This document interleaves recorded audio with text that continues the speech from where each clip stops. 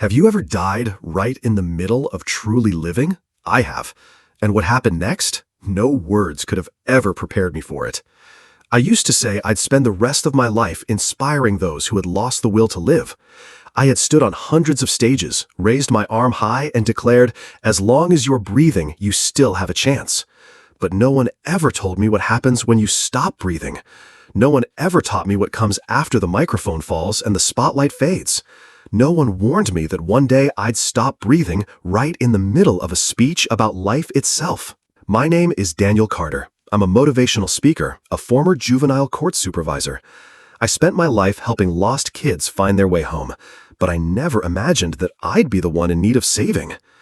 That day, I was telling the story of a boy named Marcus, the one child whose memory still haunts me. I stood in a hall of over 300 people, speaking about mistakes, forgiveness, and second chances. Everyone was listening. I could feel their hearts leaning in. And then, a strange pinch in the back of my neck, a wave of dizziness like a breeze brushing past. I heard the microphone crackle. Darkness crept in without warning. The lights blurred. The faces in the audience seemed to drift 10 feet away. And then, I collapsed. In an instant. No pain, no blood, just silence. What compels me to speak now is not because my story is strange or dramatic. It's because if you knew what I learned sooner, you'd live differently. Because heaven isn't what you were told it is, and Jesus isn't who you think he is based on a picture in a Bible. But before I tell you what I saw, I want you to know who I am and why I believe that dying that day was the best thing that ever happened to me. You think you understand life until you see it from the other side of death. And what comes next is the reason I no longer fear leaving this world behind. Before I died, I truly believed I understood what it meant to live a meaningful life. I loved my job, I helped others, and every day I tried to inspire those around me. But now, looking back, I realized there were things I completely missed. There were empty spaces I had spent years trying to fill with all the things I thought were right. I used to work as a juvenile court supervisor, a place most adults referred to as holding for broken kids. But I never called it that. I never believed any child was broken, just lost. And if you're lost, you can still find your way back. That's why I chose that job, not for the paycheck, but because I knew what it felt like to grow up without anyone believing in you. Without anyone thinking you could be more than your mistakes. I had been one of those kids. I lost my father when I was 11. My mom worked 14-hour days, and I'd wander the streets alone just to avoid the emptiness of a cold, silent house. If it hadn't been for a mentor named Martin, the man who pulled me out of my first real trouble, I might have ended up behind bars instead of standing in courtrooms fighting for kids. I wanted to be a Martin for as many kids as I could. That's why I gave everything I had to this work. I rarely took vacations. I got divorced when my daughter was 7. I loved her deeply, but I missed her 8th birthday because I had to appear in court that day to speak on behalf of a boy who had stolen a motorcycle. I believed that sacrifice mattered. I believed I was doing the right thing. I thought I was strong. But one name always made me question everything I believed in: Marcus. Marcus was one of the brightest kids I've ever met. He had eyes that didn't look like the other kids. Not angry, not hardened, but tired, like someone who had already seen too much of life at just 16. He was arrested after a fight with his mother's boyfriend. That man had been beating his mother for years, but Marcus injured him badly, so the law stepped in. I tried everything. I advocated for him, fought to get him into a rehabilitation program. I truly believed I could help him start over. But just 2 months later, I got the call that Marcus had taken his own life in his cell. No note, no last words, just a brief report. He hanged himself with a bedsheet. I didn't cry, but that night I sat alone in my car for over 2 hours. No radio, no lights, just one question echoing in the silence. Where did I go wrong? After that, I took a month off. Then I came back. I told everyone I was fine. I kept working. I kept smiling. I kept telling stories of kids who had turned their lives around after leaving the courtroom. But I never spoke about Marcus. I locked him away in a corner of my heart, thinking maybe someday I'd forget. The further time went on, the more he came back. in my dreams, in the face of every stubborn teenager with those same weary eyes. Some mistakes I came to believe couldn't be undone. And slowly, I stopped believing in what I used to hold so tightly, that everyone deserves a second chance. I retired at 60. People told me I had changed hundreds of lives. Some wrote me letters of thanks. Some invited me to their weddings and sent pictures of their firstborns. But deep down, I always wondered if I saved 100 but lost one, did I truly succeed? I couldn't answer that, not until I chose to walk a different road, the road of telling my story. I began to speak publicly, at first just in small classrooms, then on bigger stages. I talked about life, about mistakes, about forgiveness. I encouraged young people not to fear their past. I told them not to let judgment bury who they are. I became a storyteller, and every time I spoke, I felt like I was coming back to life, just a little more. But I still never spoke about Marcus. His name was a forbidden place. I feared that if I said it out loud, I would break, that I'd no longer be the strong, wise mentor people looked up to. I was afraid to face myself. But that day, during that speech, I finally chose to tell the truth. For the first time in all those years, I said Marcus's name in front of over 300 people. I said he was the one person I couldn't save. I said I still hadn't forgiven myself. I said sometimes the scariest thing isn't making a mistake. It's not having the courage to face it. And the moment those words left my mouth, you already know what happened. I collapsed. In the exact moment I finally spoke the deepest pain of my life, I died. Maybe you'll think it was just a coincidence, but I don't believe that. Not after what I'm about to share with you. Because what I saw next didn't just change the way I saw Marcus. It changed the way I saw every soul who's ever crossed paths with mine. Have you ever wondered, if you died at the very moment you were most honest, where would your soul go? The answer begins at the moment I left my body, and that is where I'll take you in the next part. Have you ever felt the moment the world changes color? Not from green to red, but from reality to something beyond naming? From the sound of voices to complete silence? From the pull of gravity to the sensation of floating? That moment when everything around you is still moving, but they are no longer part of it. I was standing on stage. The last word I had spoken was Marcus.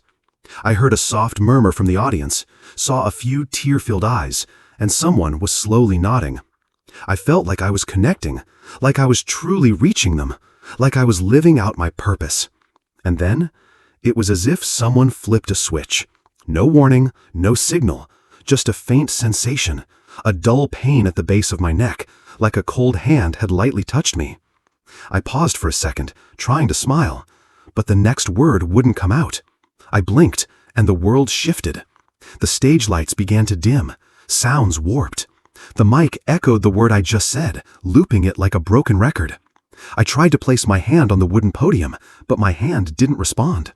My body began to tilt, light as paper. Someone screamed. Someone ran toward me. I felt my chest tighten, but strangely, it didn't hurt. It just faded. And then, I fell. But I never felt the impact, because I had already left my body before it hit the floor. I didn't see a white light. Not at first. What I noticed was the silence. A silence unlike anything on earth. No wind, no voices, no heartbeat. But it wasn't frightening. It was strangely peaceful. As if everything I had ever known, every worry, every waiting moment, every regret, had just been closed, like the final page of a book. And I was floating, untethered by any definition I'd ever lived under. I looked down, and I saw myself. A man was lying motionless on the wooden floor. A few medics are performing chest compressions, someone sobbing. The microphone was knocked sideways. You'd think I'd be terrified, but I wasn't. I just watched, like I was seeing a movie I was no longer part of. I saw my daughter's face in my mind, but not the face she has now. It was the face she had as a little girl, sitting alone in a princess dress, holding a birthday cake I never came home for. I saw my hand signing the detention order for a 17-year-old boy because I believed it was standard procedure. I saw myself sitting in my car late at night, parked outside my ex-wife's house, unable to walk to the door. The memories didn't come in order. They drifted. They spun around me like thousands of fragments of light. Each one was a day, a choice, a word I had once spoken and then forgotten. And then I understood. I wasn't just leaving my body, I was leaving myself.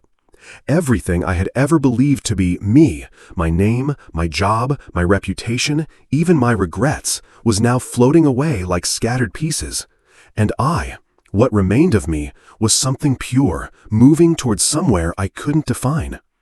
There was no path, no doorway, and yet I was moving not with my feet, but with something unseen, something like will. It felt as if I was being drawn forward by something both unfamiliar and more familiar than anything I'd ever known. I didn't know where I was going, but I knew this with complete certainty. It wasn't where I came from. It was where I had always belonged. Then a light began to spread ahead of me, not blinding, not dazzling, just light, with weight. It didn't just shine, it filled, it soaked into me. And in that moment, I was no longer Daniel Carter, the speaker, the court supervisor, or the father who had failed. I was simply a being, a soul, a question waiting for an answer. I don't know how long I remained there. In that place, time didn't exist, only sensation. And that sensation marked the beginning of the strangest thing I've ever experienced, something no one can prepare you for, something no book can explain. No religion can fully describe itself. I was about to enter the place where every definition of life and death begins to unravel. And there, I would encounter things I thought were lost forever. Have you ever wondered if you could see your body lying motionless while your soul drifted away? Where would it go? What comes next isn't just about where I went. It's the place that made me stop fearing death forever. I don't know how long I drifted through that field of light. In that place, time doesn't move. It rests like a still lake untouched by wind. There were no clocks, no ticking sounds, but there was an unmistakable sense that I was drawing closer to something sacred. No door opened, and yet I entered a place I cannot name, because names are too small for what I was about to witness. Before me was a forest, but not like any forest on earth. Every leaf emitted a soft glow, not bright, but gentle, like a mother's gaze watching her child sleep. The trees breathed subtly, and I could feel their breath. They weren't just alive, they were aware of me. They welcomed me. And though no words were spoken, I heard them as clearly as if they were, "We've been waiting for you." I didn't walk with my feet, I moved through feeling. Whenever I thought of something, I was instantly there. I thought of my childhood, and I saw my old house again. The wooden porch, the morning sunlight pouring through the window, the scent of my mother's baking. I thought of my mistakes, and suddenly I was surrounded by thousands of trembling hands I had once seen in the courtroom. No one judged me. But every eye melted me, not with pain, but with a forgiveness so complete it reached me before I had even learned to forgive myself. Then I came upon a stream. The water was so pure it didn't reflect. Because here, you no longer needed to see yourself. You simply were yourself, in your most unfiltered form. I leaned down, and the water lifted into the air, turning into millions of glimmering fragments, memories I had forgotten, words I had once casually spoken that had somehow deeply touched someone's life. And in that moment, I realized nothing I had ever done was meaningless. And then I saw a figure, standing at the end of a misty path. He didn't walk toward me, he didn't wave, but his presence alone told me I was home. It was Marcus, the boy I believed had left this world years ago. He wasn't wearing white, there was no glowing halo, just a teenager, with calm eyes as deep as a well. I didn't move toward him, I didn't need to. The space between us no longer existed. He knew what I was thinking, and I knew what he was feeling. He didn't blame me, he didn't ask why, he didn't wait for an apology. He just looked at me with the eyes of a soul who had understood everything, who had moved beyond right and wrong, beyond should and shouldn't. And I began to cry, not with tears, but with a feeling of breaking wide open, as if a cold glass shell I had worn my entire life had finally shattered, fallen away, and disappeared. There was no judgment, no lesson, just a return. That was when I heard a sound, not a voice, not music, but a frequency, deep, low, resonating through every atom I was made of. It didn't tell me what to do, but it stirred something ancient inside me, a memory I never learned but somehow always carried. I remembered that love never dies, that forgiveness doesn't need a reason, that presence itself is the miracle. Then I saw another light. This one was not gentle, it was powerful, not blinding to the eyes, but piercing to the soul. This light didn't speak a name, but it made me fall to my knees, though I had no knees to fall on. I knew someone was coming, but not a person, an essence, a presence, a being of absolute awareness, a love without condition, wrapping around me the way the ocean wraps around a single drop of water. And then I felt him. There was no "I am God," there was no "Who are you?" There was only the merging. I no longer knew where I ended and he began. I only knew that for the first time in my existence, I didn't feel lacking. I didn't feel I had to prove anything. I didn't feel I had to fix anything. I was loved completely, just as I was, for who I was, for what I had done, for what I hadn't done.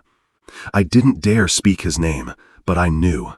Every religion has a name for him, but the soul knows without ears, without language. It recognizes him by essence.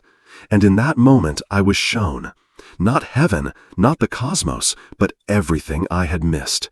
The dinners I didn't come home for, the messages I never replied to, the hugs I hesitated to give, the moments I chose to be right instead of choosing to love. I thought heaven was a reward, but it turns out it's pure presence. I thought I would be judged, but instead I was illuminated by a love so complete that I couldn't hide anything anymore, not even from myself. I thought death was the end, but it was the place where everything truly begins. And then I heard a question, not with ears, but from the deepest part of my awareness. A question with no language. Are you ready to know the truth? I didn't answer with words, but the light knew. He knew. And the moment I was ready, a new part of the journey began. A part I had never dared to imagine, yet it was the very thing I had been searching for my entire life. You might think heaven is the final destination, but for me, it was only the threshold, the gateway to truth. And what came next was the moment I met him not as a distant God, but as a father who had been waiting for me to come home for a very, very long time. I never thought I would meet him. Honestly, I wasn't even sure I believed he existed. I grew up in a half-hearted Catholic household. We read the Bible at Christmas, prayed before exams, and said, "Oh God," when things went wrong. But I had never truly felt him as a living presence, not until that moment. He didn't arrive in form. There was no blinding light, no angels, no heavenly choir. He came as a presence so still, so quiet, the entire universe seemed to hold its breath. And as he drew near, I didn't bow out of fear. I bowed because I simply couldn't not. He didn't look like any image I'd ever seen. No white robe, no flowing hair. He was, somehow, all the things I had ever longed to embrace. A father, a mother, a teacher, a friend. He looked at me, not at my face. He looked through every mask I had ever worn, my pride, my achievements, my titles. He looked straight into the place I had never let anyone enter, the deepest, most fragile, most honest part of me. And then he asked, not with words, but with a resonance that filled the space around us, "Are you still in pain?" I didn't understand the question at first. What pain? I was dead. I had nobody. But then I understood. He wasn't talking about physical pain. He meant the old wounds, the heartbreaks I never cried out loud, the anger I never confessed, The times I forgave others but never forgave myself. And I wept, not with tears, but with a kind of crying that stripped layers from my soul, one by one, setting me free. He didn't ask what sins I had committed. He didn't ask if I believed in him. He didn't recite a list of my wrongs. He simply let his light shine through me. And in that light, I was shown my life, not in chronological order, but by impact. I saw myself at 8, lying to my mother to hide a bad grade. But what pierced me wasn't the lie. It was the look in her eyes, sad but never blaming.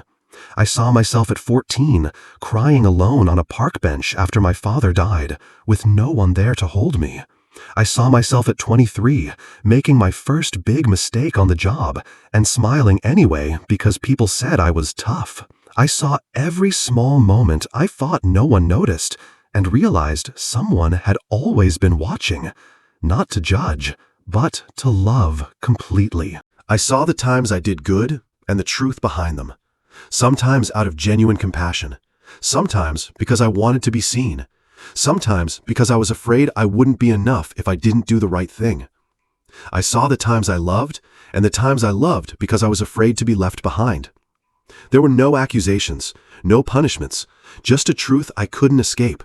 I had lived, but I hadn't truly been present. I had shown up, but I hadn't stayed. I had helped others, but I held on to my pain. I had forgiven, but never let the wound actually heal.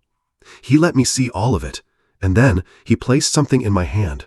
It wasn't a cross, it wasn't a crown, it was a mirror. But the mirror didn't reflect my face. It showed the person who needed my forgiveness the most, and when I looked, I didn't see Marcus. I didn't see my ex-wife. I didn't even see my daughter. I saw myself. He didn't have to say a word. I understood. Every message I had ever preached about forgiveness, about healing, about starting over was true, but it had been missing one thing. I had never forgiven myself. I was always the harshest one in the room when it came to me. I demanded perfection. I demanded strength. I demanded that I save everyone else. And when I couldn't, I punished myself with silence, with the image of being put together, with the endless distractions of purpose. He didn't ask me to kneel, but I knelt, because I knew I hadn't lived my life fully. I had lived for others. I had lived to fix things, but I hadn't lived as someone who knew they were unconditionally loved. And then he asked again, "If you could return, would you live differently?" I didn't hesitate. I said yes, but it wasn't a yes out of fear. It was a yes born from understanding. Because now I knew life isn't about avoiding mistakes. It's about feeling, about being moved, about changing, and about loving without needing a reason. He didn't command me to go back. He let me choose. And I knew I had to return. Not for a mission, not for an audience, not even for my daughter. But because, for the first time, I wanted to live as someone who knew they were loved. I stepped back, not with feet, but with awareness. The light remained gentle, but it began to fade, not because I was being cast out, but because I was turning back. I knew I would carry this with me for the rest of my life, not as knowledge, but as awareness, an awareness that would never leave me again. I never said goodbye, because I knew he was never far, not up in the sky, but in every moment I choose to be truly present with someone, in every embrace. Every time I look into another person's eyes, I do not try to fix them. Have you ever longed to meet God just to ask him why you had to suffer? I did. And he didn't answer with words. He answered with his gaze. And what comes next is the part where I carry that gaze back into this world, a world where death is no longer the end of the story. I don't know the exact moment I returned. There was no voice calling me back, no hand pulling me in, just a sensation like a gentle current brushing against the shore. No noise, no panic, just a whisper deep within. It's time. And then I opened my eyes. The first light I saw wasn't heaven. It was the cold, white glare of the ICU ceiling, the steady beeping of a heart monitor, the sharp scent of antiseptic in the air. I wasn't afraid. I wasn't disappointed. I didn't cry out, "I saw heaven." I just breathed, softly, as if for the first time I was breathing without carrying the weight of the world. The doctors told me I had been clinically dead for over 2 minutes. They didn't know why my heart started beating again. There was no special intervention, no surgery, no miracle drug. They called it a medical anomaly. But to me, it was a wake-up call. I stayed in the hospital for 8 more days, and during those days I didn't call anyone, I didn't answer messages. I just observed. I watched the nurses walking by, each carrying a story no one else could see. I watched the patients next to me, struggling to breathe, but still holding on to hope in their eyes. I looked out the window and saw sunlight streaming through the curtains, dust particles floating like stars, and I realized I was living inside a miracle. I understood something.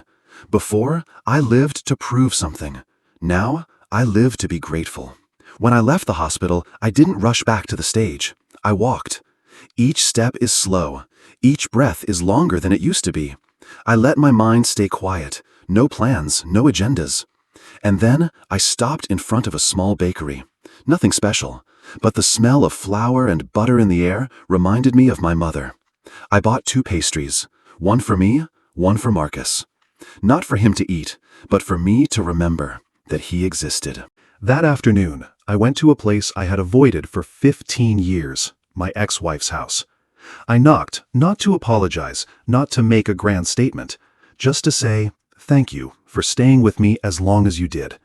She didn't say much, but her eyes softened, and in that simple gaze, something in me began to heal, just from choosing to show up without needing a reason.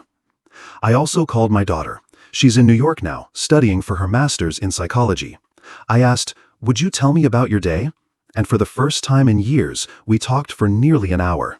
No debates, no advice, just 2 human beings learning how to listen to each other from the beginning. I returned to the stage a month later, but I was no longer the man who spoke about life while time remains. I had become the man who speaks about life in every moment. I no longer told stories to inspire. I told them to be present, so that someone in the crowd might feel less alone, so that I no longer had to hide behind the mask of righteousness. One evening, after a talk, a young man approached me. He didn't ask anything. He just hugged me long and tight. Then he whispered, "My name is Marcus, not your Marcus, but another Marcus, and today I think you saved me." I didn't cry. But I knew then there are gifts we can only receive when we're willing to let a part of ourselves die. Now, every morning when I wake up, I don't ask, what will I accomplish today? I ask, who will I show up for today? And at night, I don't pray to ask for anything. I simply say, thank you for letting me be here fully in my own life. Have you ever lived but felt like a stranger to your own story? I have. But since that day, I no longer live to run. I live to pause, to feel, to touch. And the next part is the same thing I once said right before I died. Only now I say it again with a meaning that has completely changed. I used to say, I'll spend the rest of my life inspiring those who've lost their will to live. Today, I still say those words, but I've come to understand them differently. Inspiration isn't about words. It's about presence. It's not about brilliance, ideals, slogans, or applause. It's about the quiet, honest presence of someone who has once fallen, once died, and once been loved at the very moment they thought they didn't deserve it. I've told you everything about the moment I left my body, about the forest of light, about Marcus's eyes, about the invisible embrace of God. But if you asked me, which of those moments mattered most, I would tell you it was the moment I saw myself and stopped being afraid of that person. We spend our lives building an image, strong, kind, respectable, lovable. But heaven doesn't appear to celebrate that image. It appears to show us the part we've never dared to hold, the most fragile, hidden part. And that's the part he's been waiting to meet. I no longer say, live like today were your last day. I say, love like today is the last time you'll ever get to touch someone. I no longer believe life is about fixing mistakes. I believe life is about feeling every wound, every gaze, every breath as if it were the first time, and maybe the last. I no longer worry about whether I'm good enough. I worry whether I'm real enough. Because the only thing I brought back from death wasn't my resume, my titles, or my awards. It was every single time I looked into someone's eyes with an open heart. Now, when I stand on a stage, I'm not looking for attention. I'm looking for eyes that are hurting, hiding, waiting for someone to be brave enough to tell the truth. And when I say, I used to think I had to save others to earn forgiveness, but it turns out I just needed to learn how to sit down and hold myself. I see those eyes fill with tears, not for me, but because in that moment, they're remembering who they are too. You don't have to believe me. You might be thinking, this sounds strange, too religious, too far-fetched. And you know what? I used to think the same. Until I realized heaven isn't somewhere above. It's in a forgiving gaze, in a silent embrace, in the sound of a sigh that someone chooses to sit with instead of fixing. You want to see heaven? Don't look up. Look across. Look at the person beside you, the one you've always seen as ordinary, and ask them, are you okay today? Then listen with your heart.